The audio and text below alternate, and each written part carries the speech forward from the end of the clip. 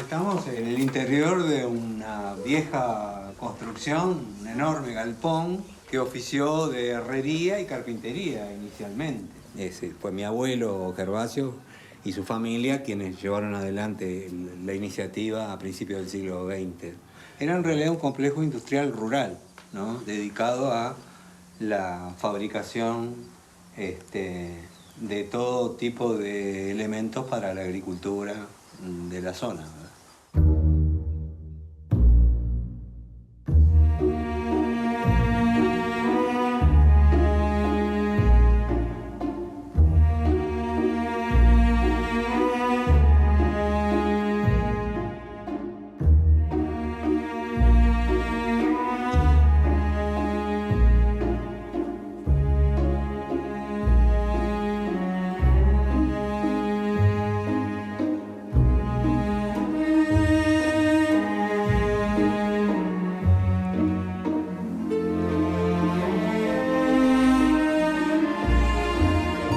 Mi nombre es Ciro Ismael Villarino Bias. Nací acá, en Villanueva. Toda la infancia y la juventud la pasé acá. Bueno, villarinos muchos. Mi padre se llamaba Ismael, mi abuelo se llamaba Gervasio. Era una familia muy amplia, porque eran muchos hermanos. Dante, Danilo, Gervasio, Hernán, Selmar, Ismael. Mi abuelo y su esposa, Ana, vivían cerca de acá, en unos ranchos que tenían, y luego, cuando mi abuelo se recibe de carpintero, en la Escuela de Artes y Oficios, resuelven mudarse y construir acá una casa enorme, como la que hoy todavía persiste.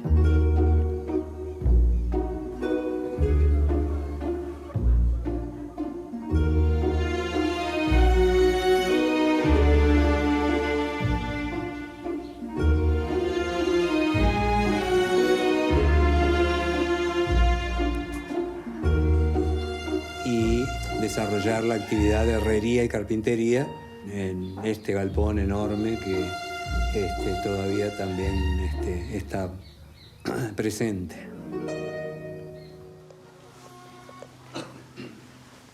El himno de Canelones y el escudo de Canelones recogen a un Canelones cerealero, triguero. Entonces, lo más frecuente en esta zona eran las trillas, justamente de trigo, y el trabajo de la tierra de las pequeñas propiedades rurales que existían. Los tractores llegan, fundamentalmente se difunden a partir de la década del 50. Por lo tanto, toda la etapa anterior es del arado, tirado por bueyes, ¿verdad? Con timón, manceras, la reja.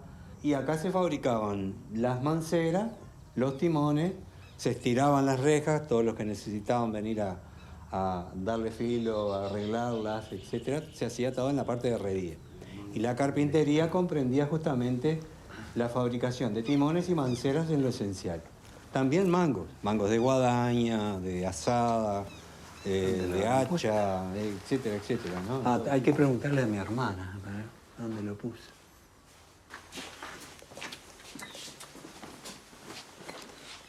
Hay una. Vamos a llevar una para que vean, porque realmente, a ver cuál es la que está mejor. Es esta. Tomen el peso. Yo lo llevo. No perdí la memoria de cuando era chica, entonces yo veía a mi padre trabajando, mis tíos, todos los que vivían, hasta mi abuelo, que hasta los 10 años que yo tenía, falleció. Pero lo recuerdo como si fuera ahora. Eran todos artesanos, todos creadores de todo lo que tenía que ver con la herrería y con la carpintería. Todos tenían no sé si llamarlo don o algo natural, que inventaban cosas. Selmar Villarino creó la máquina de hacer zarandas para hacer la conserva de tomate, que ni soñar de que una máquina sacara la semilla y la cáscara en aquella época. Bueno, y fue, creo, el que más tuvo que ver en esto de el doblado al vapor, junto con Dante Villarino, con Ismael, mi padre, entre todos.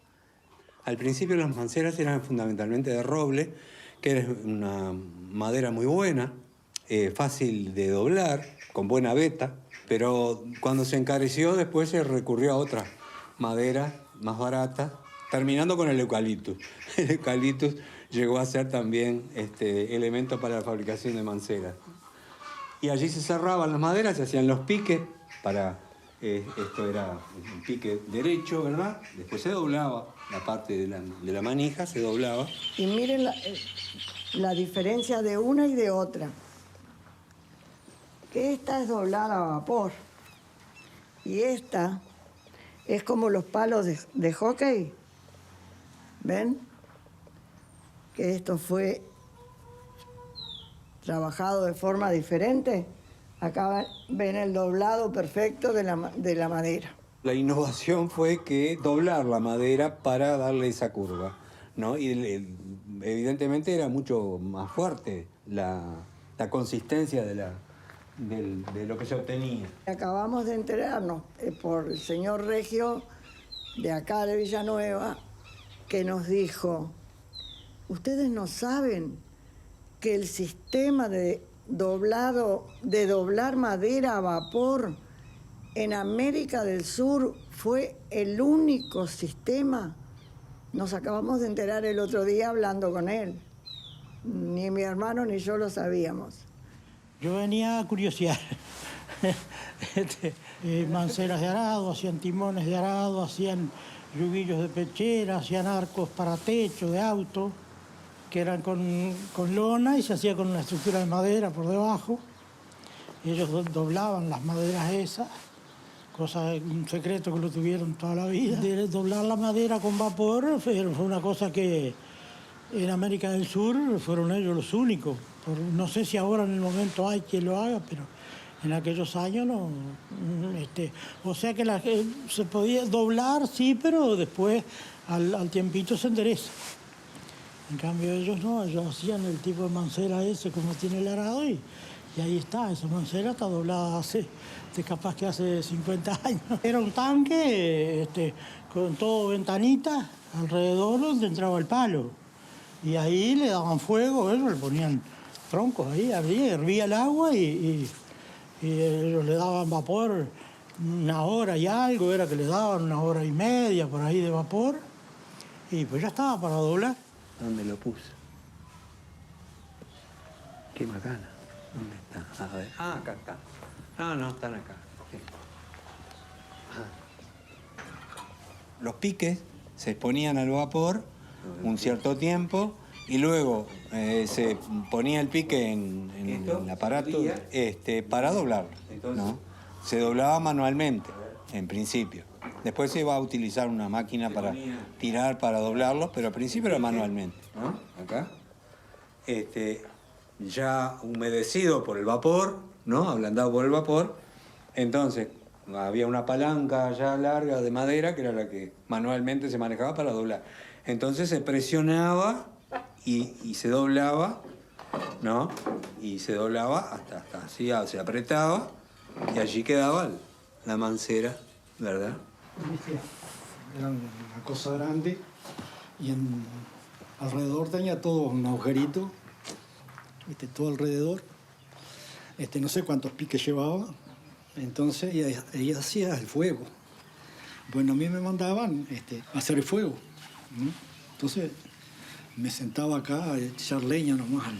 Y no sé el sistema, si tenía un fondo y tenía agua ahí, siempre lo tuvieron reservado. ¿Cómo se hacía?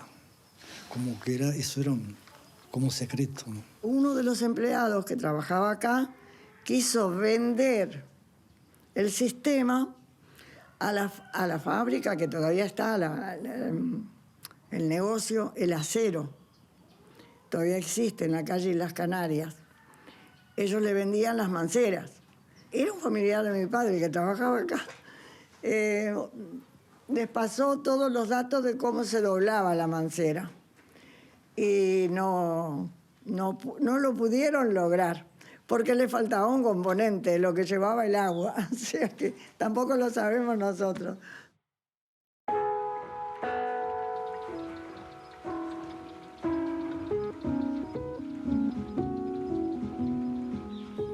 Porque los árboles mueren de pie.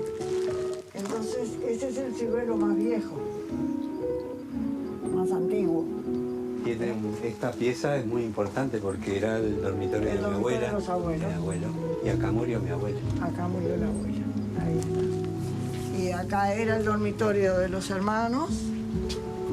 ¿No? Ciro. Acá fue donde se generó el incendio. Sí, sí, Gervasio. Claro. Exacto. Y bueno. Ah, no, el de la guitarra es Dante. Es Dante, uno de los mayores, el que vivía en esta casa acá, con los hijos. Ahí está Ovidio, está Dante, Los primos. Danilo y yo. Exacto, de acá, de la otra casa. Preparando la tierra. Y esta es mi abuela. Anita. Acá estoy yo y acá está mi hermano. Se ve que era una fecha patria, cada uno está con una bandera. Sí. Este era el comedor. Enseñando, acá era el comedor. Claro. Era un lugar medio que entrábamos poco. Y Eran espacios muy privados. Tremendos, ¿no? Ah, el lugar que se transitaba más era la cocina. A la cocina. Bueno, la cocina, porque yo traté de ambientarla a la época. Esta mesa está hecha por papá.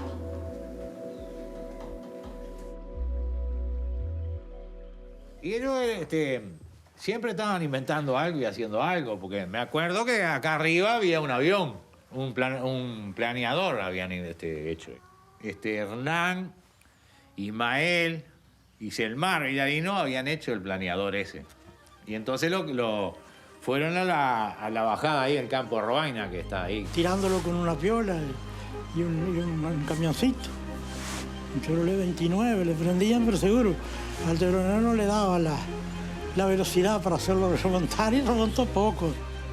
Llegó a levantar vuelo, pero no le dio, digamos, para subir, digamos. Levantó un poquito, pero después se cayó y al caerse se hizo. Trataron de impulsarlo en bajada, pero no despegó el planeador. Qué genial. Y luego acá había una pulidora, ya está la cepilladora, la sierra, teníamos un trompo y todo está movido. Ustedes vieron que hay poleas y ruedas para las poleas desde el motor. Con aquellas poleas y esas correas funcionaba todo. Ellos tenían un eje madre con todas las poleas, entonces con un motor hacían marchar todas las máquinas.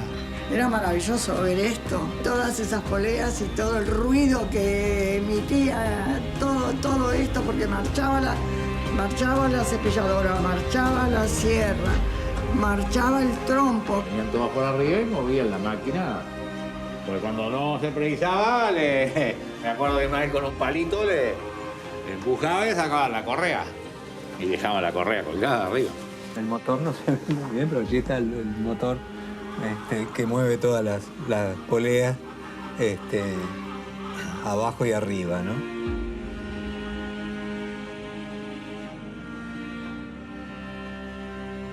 Fantástico, ¿no?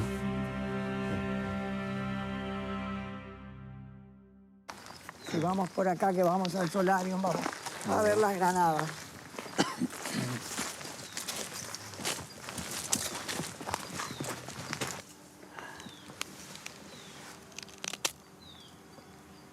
Miren esto es algo maravilloso. Acá era la entrada al solarium, acá estaba prolijito, todo cortadito el pasto. Y mi madre y mi padre todos tomábamos sol acá, a pleno sol. Yo quedaba siempre sorprendido con ellos, ¿no? Siempre me iba como sorprendido con algunas cuestiones. En particular me desperté en una siesta, no los encontré y resulta que voy y como que espío un poco el solarium, había un solarium que ellos tenían delimitado y estaban tomando el sol plenamente desnudos los dos en una tarde, y mi abuelo, es una imagen que tengo grabada en la retina, tenía los pajaritos, los chingolitos comiéndole del pecho, o sea, y estaban los dos plenamente dormidos, tenían como una relación después vinculada a la naturaleza, ¿no? O bueno, con ciertas posturas un poco más naturistas. Mi abuelo era muy amigo de José Valle Ordóñez, cuando José Valle Ordóñez gobernaba. Mi padre recuerda algo insólito en aquel tiempo, que le fascinaba escucharlos, porque se reunían varias personas acá. Él se escondía debajo de una mesa para poder escuchar lo que hablaban los políticos en aquel tiempo. Valle Ordóñez, Antonio Villarino, que era el alcalde de Sauce, más toda gente de la zona, obviamente, preocupados por el contexto del momento, ¿verdad? Era la época de la dictadura de Terra. Y claro, ¿quiénes eran perseguidos? Los vallistas. Mi padre y todos, mi abuelo, todos, obviamente, participaban de las reuniones con Valle Ordóñez. Julio César Grauer, creo que estuvo acá también. ¿Sí? Tomás Berreta, el presidente, era amigo de mi padre.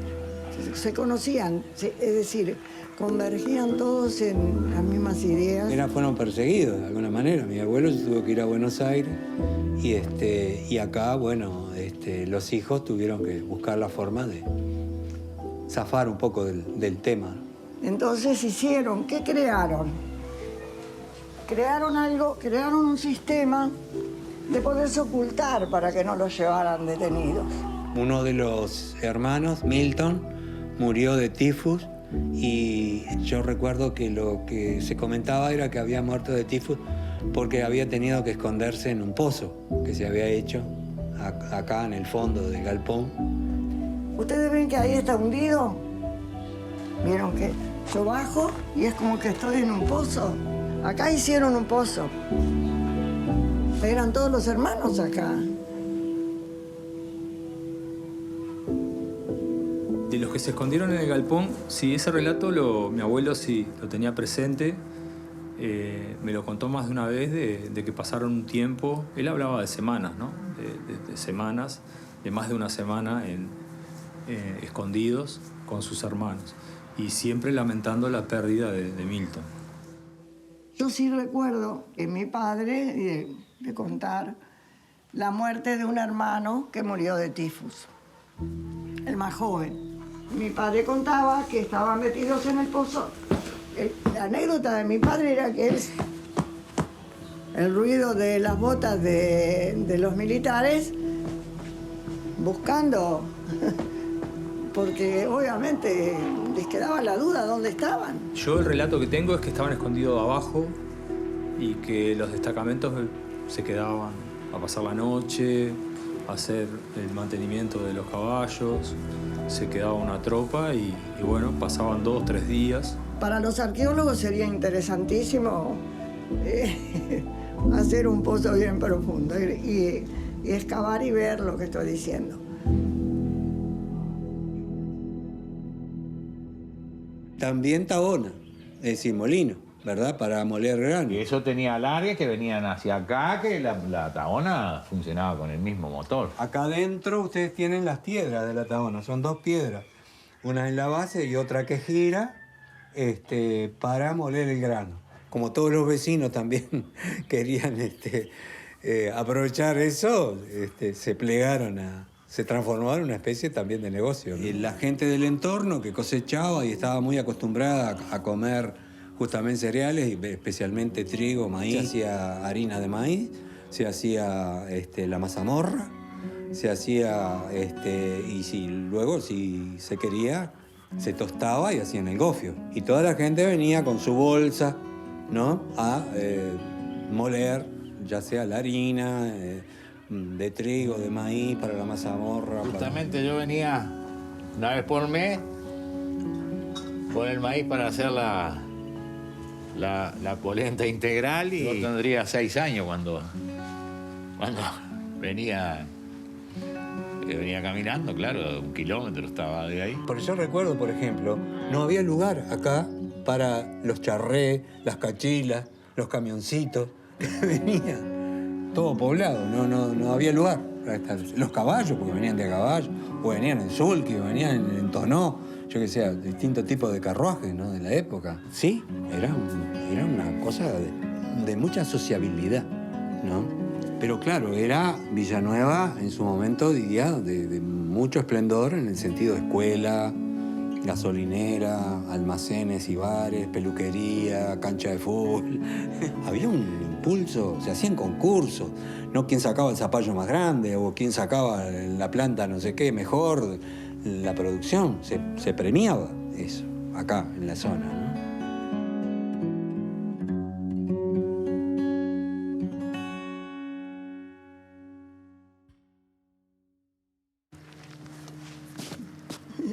Esto era hacerle el humo a las abejas.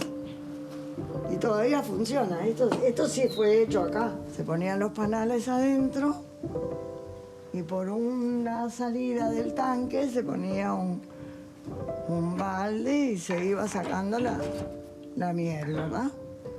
Ponías la uva ahí, le dabas al rodillo y por abajo salía Antes estaban estas máquinas para hacer el vino casero, digamos, que lo hacía todo el mundo con los pies. Esta parte acá eran todos olivos y se aprovechaba para hacer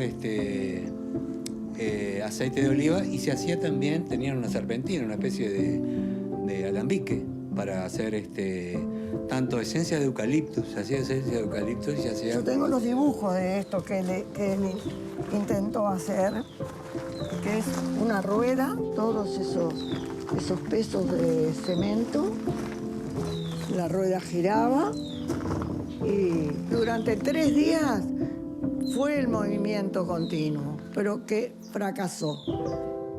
Aquí le ponías arena y el maíz y hacías a fuego abajo, empezaba a revolver, a hacer el gofio. Me encantaba levantarme a dar fuelle a lo que es esto, que es de la fragua, para alimentar el fuego. Y mientras trabajaba mi padre o mi abuelo en la herrería, yo avivaba el fuego y era fascinante. Llovía y acá, la fragua prendida, calorcito, viruta. Entonces, fantástico, era el lugar preferido. Y el aroma, ¿no? Del trigo y del maíz molido. Y más si era a veces tostado, cuando era tostado. ¿Quién es el familiar más cercano? No sé si alguien me lo sabe contestar. El pariente más cercano es el vecino. Todos los vecinos se consideraban como parientes, porque la cultura de la gente era distinta de lo que es ahora. No considerábamos todos los vecinos de Villanueva que éramos todos parientes. Quedamos parientes con ellos aquí. Siempre, o por una cosa o por la otra, siempre les damos una vuelta a arreglar. A veces le arreglamos algo que se les rompe.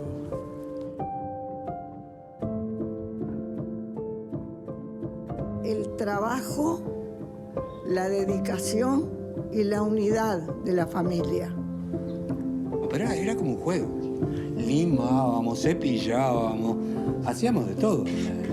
Y hacíamos los juguetes, nosotros no comprábamos, no los comprábamos porque los hacíamos nosotros. Es parte de la historia.